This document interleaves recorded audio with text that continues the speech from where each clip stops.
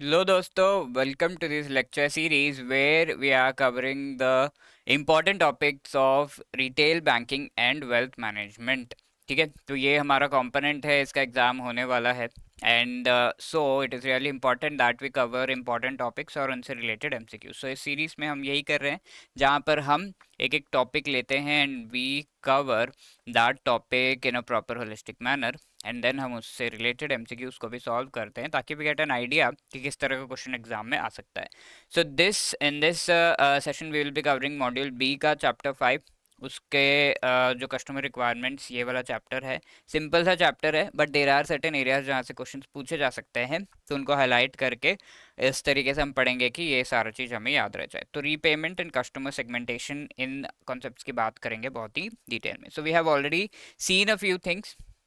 हम यहाँ जो कस्टमर रिक्वायरमेंट्स है उसके बारे में देख चुके हैं। Obviously the chapter is called customer requirements. Basics हम पढ़ रहे थे, कस्टमर रिक्वायरमेंट्स क्या होता है, रिटेल प्रोडक्ट्स का ओवरव्यू हमने लिया, अप्रूवल प्रोसेस क्या है, due diligence, quantum of loan. Next दो जो टॉपिक्स हैं इनको हम यहाँ पे देखेंगे कि रीपेमेंट पीरियड जो लोन्स का होता है वो किस तरीके से डिसाइड किया जाता है एंड कैसे लोन्स को एक्चुअली डायरेक्ट किया जाता है। तो स्पेसिफिक ऑडियंस, इसके लिए कस्टमर्स को सेगमेंट किया जाना ज़रूरी है, यानी कि उनको अलग अलग कैटेगरीज में सेगमेंट करना ज़रूरी होता है। तो how are the customers actually segregated into different categories, वो चीज़ हम देखेंगे, राइट। सो रीपेमेंट पीरियड की अगर मैं बात करूं लोन्स का, तो वो एक्चुअली डिसाइड किया जाता है based upon various factors and one of the most important factor is income. किसी व्यक्ति का इनकम कितना है, उस के बेसिस पर ये रीपेमेंट पीरियड देखा जाता है। तो जनरली एंड इनकम, इसके साथ में टाइप ऑफ लोन भी जो है उसके बेसिस पे। ओके, लेट से लोन लिया गया एंड आपका जो एसेट जिसके लिए लोन लिया गया है वो एसेट ही ख़त्म हो जा रहा है, आप लोन ही पे किए जा रहे हो, तो ऐसा नहीं होना चाहिए। लोन का टेनोर ऐसा नहीं होना चाहिए और उसके इंटरेस्ट रेट्स रीजनेबल होने चाहिए। तो ये चीज़ों को ध्यान में रख के किया जाता है। जनरली लोन्स जो दिए जाते हैं 3 to 30 ईयर्स का इनका जो है टाइम पीरियड होता है। एंड 3 to 30 इसीलिए कह रहा हूँ क्योंकि ये अलग अलग लोन्स के लिए अलग अलग जो है टाइम पीरियड होता है। फॉर एग्जांपल पर्सनल एक्सपेंसेस के लिए लेट से आप लोन ले रहे हो, किसी भी पर्सनल एक्सपेंस नॉर्मल जो लोन आप ले रहे हो, तो that would be the time period for it will be 3 to 5 years. ठीक है, 3 से 5 साल में इस लोन को टोटली रिपे करना है अलॉन्ग विद द इंटरेस्ट, ये रहेगा। ऑटो लोन्स यानी कि जो ऑटो मोबाइल्स के लिए, कार्स एंड बाइक्स, इनके लिए लेट्स से लोन ले रहे हैं, ऑब्वियसली कार्स के लिए लेते हैं, तो इनके लिए जो लोन्स लिए जा रहे हैं, लेट्स से कोई लोन ले रहा है for the business, truck, tractor, इसका, ठीक है, तो वो लोन्स 5 to 7 ईयर्स के होते हैं because the asset is slightly large. ठीक है, एसेट आपका जो है थोड़ा सा लार्ज है, तो लोन का टाइप भी डिफरेंट हो जाता है ऑटोमोबाइल एंड ये इसका रिपेमेंट, क्योंकि जो the value of the loan is also large. ठीक है, क्योंकि एसेट बड़ा है, लोन का वैल्यू बड़ा है, तो उसका रीपेमेंट को थोड़ा सा स्प्रेड कर दिया जाता है। इसमें कई बार बैंक्स को फ़ायदा होता है एंड वीकेंड से नुकसान भी, बट फ़ायदा मोस्टली होता है जहाँ पर इंटरेस्ट उनको ज़्यादा समय के लिए मिल रहा है एंड वो इंटरेस्ट से कमाते हैं। Next type of loan is the housing loan. तो हाउसिंग लोन में और ज़्यादा पैसे, करोड़ों रुपए आजकल तो लगते हैं, तो हाउसिंग लोन का टेनोर ज़्यादा बड़ा होता है, लॉन्ग टर्म लोन इसे हम कह सकते हैं। ठीक है, तो this is around 5 to 30 years का जो है टर्म होता है। तो ये कुछ चीज़ें जो आपको थोड़ी सी याद रखनी है। अब यहाँ पर एक पर्टिकुलर लोन्स देते समय एक पर्टिकुलर रेशियो कैलकुलेट करना काफ़ी ज़्यादा ज़रूरी होता है बैंक्स के लिए। लेट से हमने किसी को लोन दे दिया और वो पर्सन रिटर्न नहीं कर पा रहा है, तो इस पर्सन का हमें क्या चीज़ एक्चुअली एसेस करना है कि ये रिटर्न कर पाएगा या नहीं, तो वो है इनकम।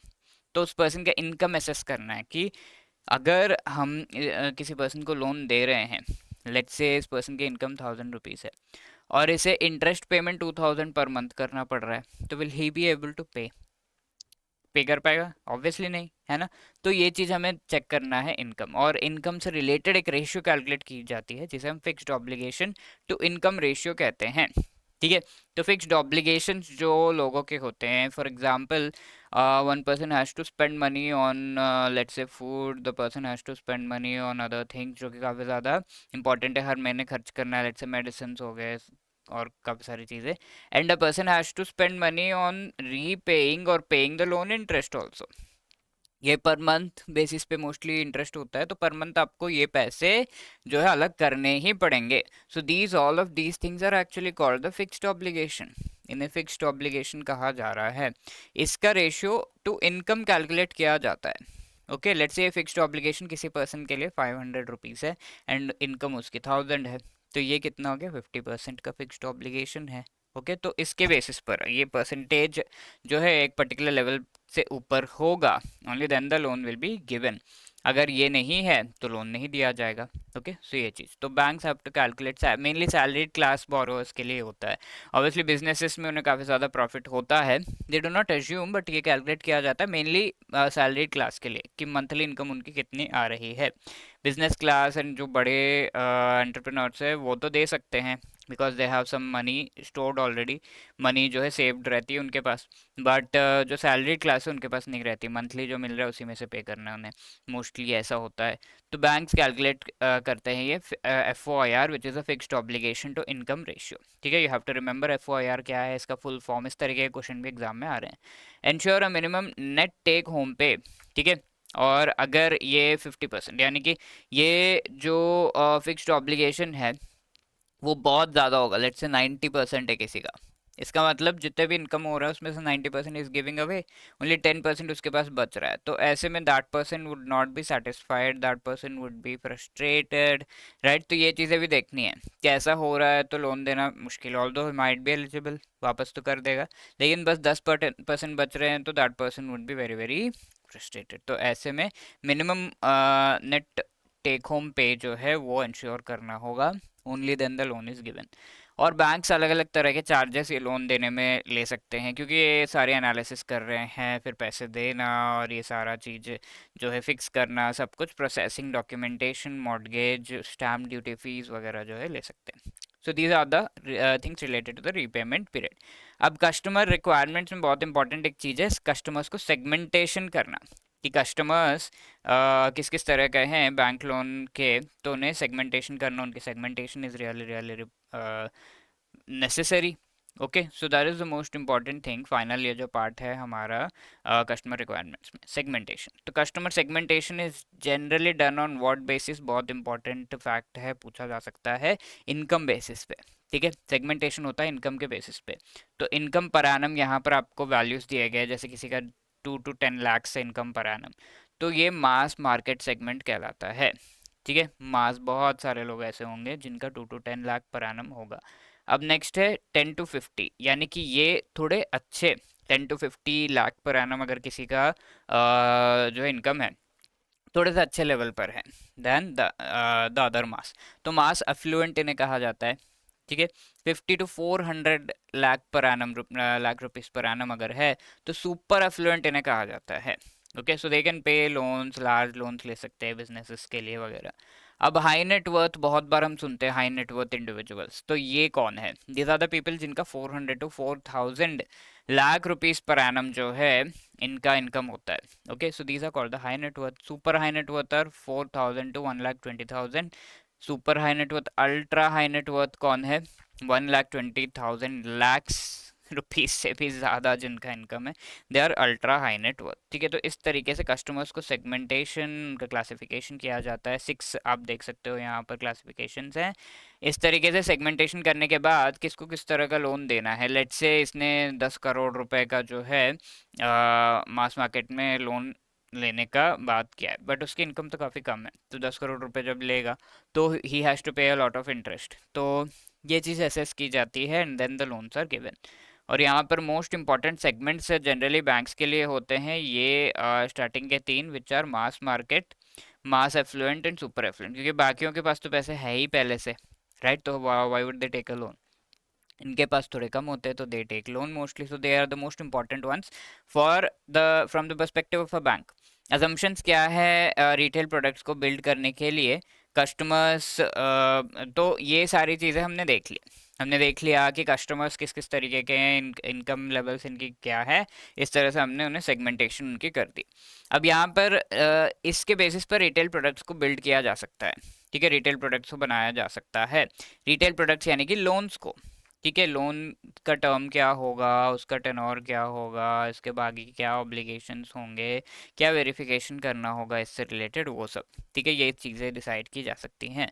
तो कस्टमर्स के ये जो इनकम के बेसिस पे तो है ही, एंड द अदर फैक्टर, एक तो इनकम के बेसिस पर हमने ये चीज़ की, the other factor in products को बनाने के लिए होता है, that is what do the customer need. ठीक है, रिक्वायरमेंट जो हम कह रहे हैं, पूरे चैप्टर का जो थीम है, कस्टमर्स को क्या चाहिए, तो नीड जो है इसे समझना ज़रूरी है। तो ये टर्म काफ़ी ज़्यादा इंपॉर्टेंट है। नीड्स को हम समझने के लिए हम एक थोड़ी बेसिक सी एक थियोरी है, इसे मैस्लोस थियोरी ऑफ नीड्स कहते हैं।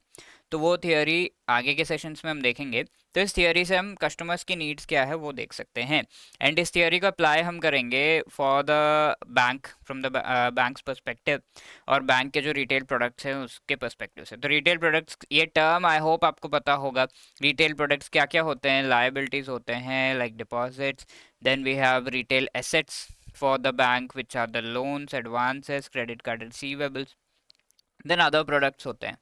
ठीक है, गारंटीज हो गए, ये सारे जो है जो एसेट या लाइबिलिटी क्रिएट नहीं करते ऐसे प्रोडक्ट्स। ठीक है, तो दो ज़्यादा रिटेल प्रोडक्ट्स, उनको बनाने के लिए एजम्पशंस और ये सारी चीज़ें हमने देख ली, and one of them is need. ठीक है, तो we'll talk about that.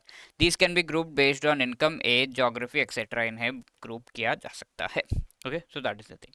As per bank customer segmentation process, a person having an annual income between rupees 400 to 4000 lakh, उसे हम क्या कहेंगे, mass market, affluent, super affluent, या फिर हाई नेट वर्थ। ठीक है, तो वी नो कि हाई नेट वर्थ जो होते हैं वो 400 to 4000 लाख रुपीस जो है उनका एनुअल इनकम होता है। So D is the right answer. तो this is a homework question for you. What is the repayment period of loan period for personal expenses? Personal expenses के लिए जो लोग लोन लेते हैं, मेनली ज़्यादातर उनका रीपेमेंट पीरियड कितना होता है? 3 to 5 years, 5 to 7, 5 to 30, and none of the above. Okay, please try to answer this question, and if you have any other queries, you can call us on 8146207241, या फिर you can drop a mail at hello@edutab.co.in, या फिर आप हमें जो है mail तो कर रहे हो, but if you are liking this videos you can let us know via the mail, या फिर आप कमेंट सेक्शन में कमेंट ड्रॉप कर सकते हो। Please do not forget to answer that question. All the best, keep your confidence high. Thank you.